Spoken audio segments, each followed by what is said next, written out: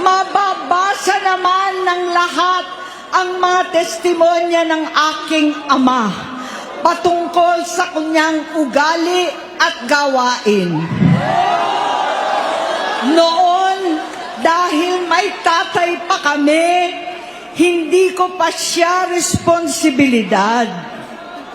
Noong tumatanda, ay mas naging nakakabahala. Batid ko na nagdadrag siya.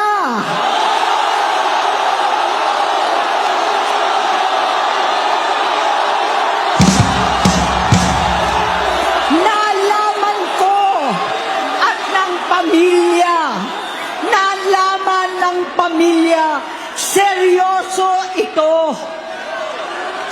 Minsan, kami ng Presidential Guard at Metro Gompa ang naglilinis tuwing nagpa-party po sila.